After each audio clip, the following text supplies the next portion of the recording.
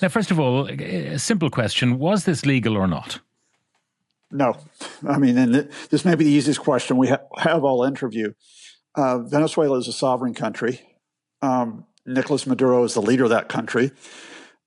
Even if he was holding power because of a manipulated, rigged election in 2024, even though he is politically repressive, and that many Venezuelans have faced detentions, have faced intimidation, have even been killed, unless you have an imminent threat from Maduro and Venezuela to another country, in this case, the United States, and an imminent threat would be like a military attack or would be like an imminent terrorist attack.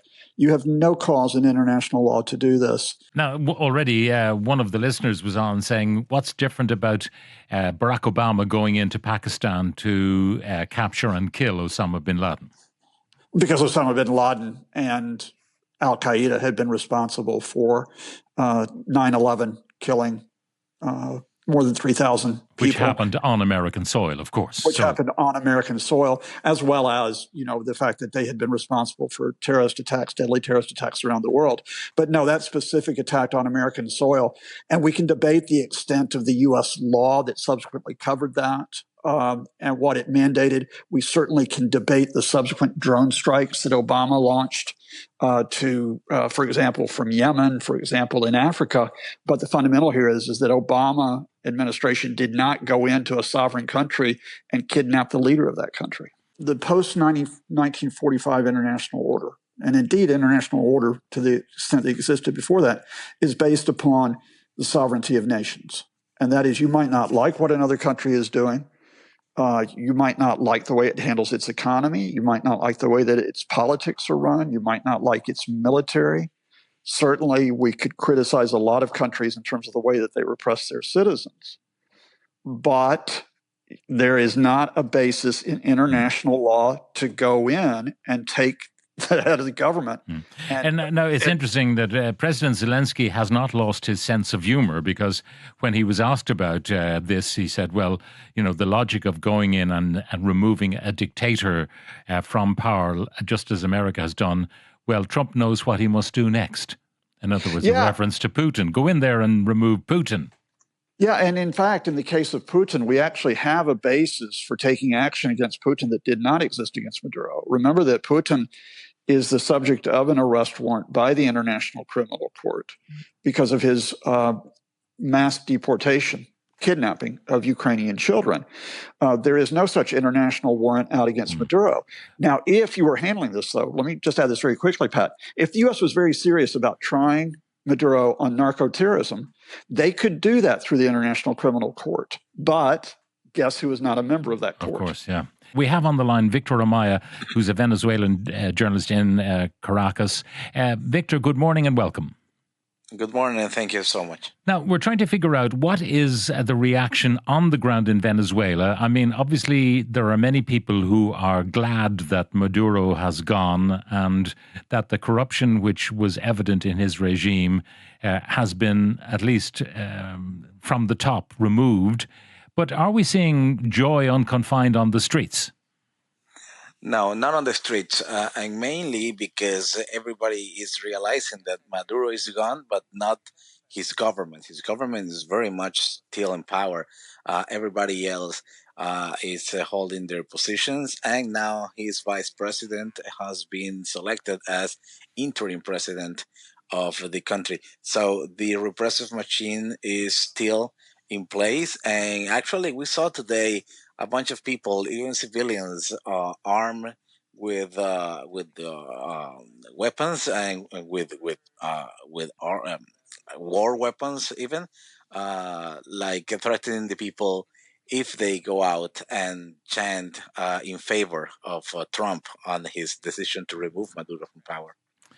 So the question about Ms. Rodriguez, who was the vice president, who's now taken over and is de facto president pending some elections whenever they might happen.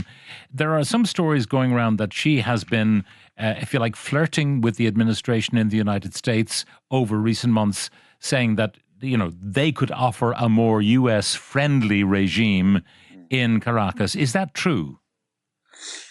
Well, I mean, there have been several reports on that. The first one started to be floated around last October by the Miami Herald in the U.S. and also by AP News, by Associated Press. Both in both cases, they cited different people. Apparently, people who were in the know from these operations. Twice, twice Delcy Rodriguez and her brother, the president of the National Assembly or the Parliament, apparently offered this to Trump, and this was an option that was rejected on that moment. So now the stories are being reread again. With the suspicious that maybe someone in Washington did take that offer and put it into reality. So the question of how much support Maduro would have in the country, I mean, are those who would literally die for the Maduro regime, or is everyone sick and tired of the Maduro regime and wants something different? Maduro lost the election of July 2024 by a margin of 70% for the opposition, 30%, almost 30% to Maduro, in an election that was actually very repressed and very much mobilized by fear. So there is a number that can speak about how much support he had in the country.